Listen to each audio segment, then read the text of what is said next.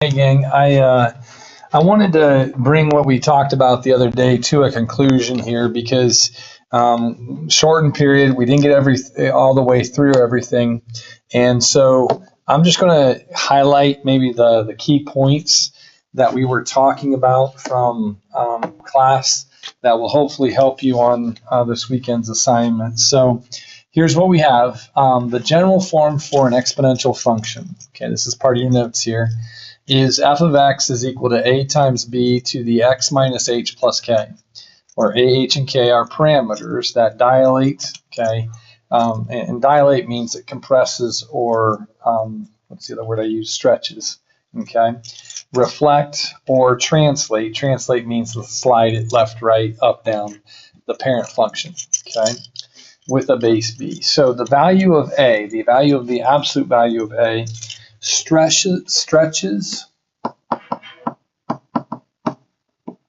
or compresses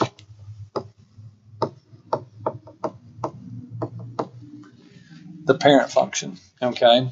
And so what that means here, if I was to take a look at maybe a parent function, let's say, get this out of the way here.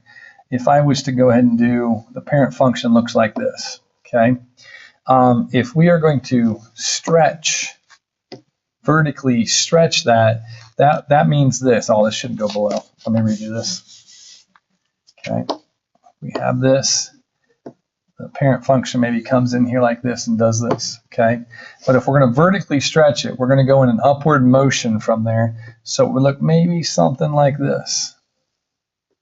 Okay, it's a vertical stretch there.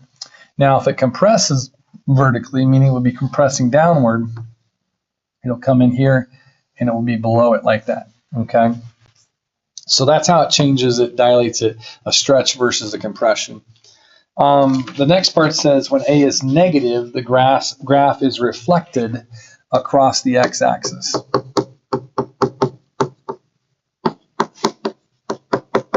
Okay, now I know on, what day is this? Thursday, right? Yeah, Thursday. I know we talked also about how it could be reflected across the y-axis when the value right here, the exponent, was negative, okay? So when that x value is negative, it can be reflected across the y-axis, or the y-axis.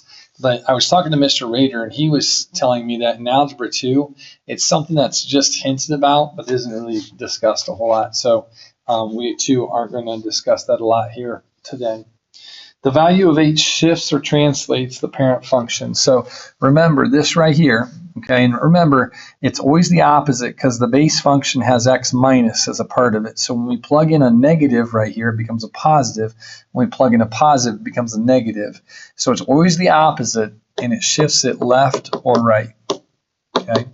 You guys did a good job the other day when we talked about that. You also did a good job of the k value here. That translates the parent function up or down, okay? All right, so if you can keep an understanding of the basic ideas of this function right here, if we go ahead and take a look at this next example where we're matching pictures, again, you can use Desmos for this, but you can also, you can identify the correct graph just with the basic understanding of the different parts of the function. Here's what I mean by that. When I think about the two functions that we have up here between 1 through 4, you have a parent function of 1/3 x and you have a parent function of 3x. So if I do something like this, f of x is equal to 3 to the x. I said 3x, I meant 3 to the x. That is exponential growth right there, folks. So you should be thinking something like this, okay? For the parent function, f of x is equal to 1/3 x. This is less than 1, so it's decreasing. Remember how we talked about the b value? If it's less than 1, it'll be exponential decay, okay? So those are the basic functions that we're looking at. Now, the question is, as I look at number 1, I've got a negative value right there. What did we say happens when you have that negative value? Well, that reflects it across the x-axis. So if you think about that, I'm going to take this function and reflect it on across the x-axis. It's now down below. If I look at all these possibilities up here, there's only one graph that really matches up with that, and that's D, okay? The original parent function came in here like this and went like this, and the reflection is downward below. So I'm going to say D is going to be that one right there. Let's drop down to number 4 real quick. What I noticed in number 4 is I've got a negative for the exponent. What did we say happens there? Well, that's a reflection across the y-axis. Which one of the 3 left over looks like that? I'm going to go with letter B for this one, okay? And again, here's the parent function. It comes in, does this, okay? The reflection across the y-axis would be the other one there, okay? So that leaves 2 and 3. Now, in number 2, again, this is, what do we call this? A reflection across the y-axis. So when I look at that, okay, I'm thinking C for number 2, okay? So again, here's your parent function. It kind of comes in like this. All right, reflect across the y-axis. We've got that function right there, so C. And this obviously leaves you with A for the third one. Remember, the negative out front is a reflection across the x-axis.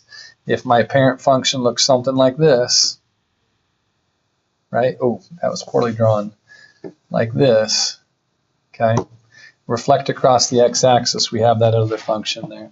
So hopefully that gives you a good idea of what, a quick review of what we talked about. Again, use your notes here, guys. I think you guys did a good job today taking notes and figuring things out. I've got some practice problems there. Go ahead and see what you can do with those for Monday. Have a good weekend, folks. We'll talk to you later.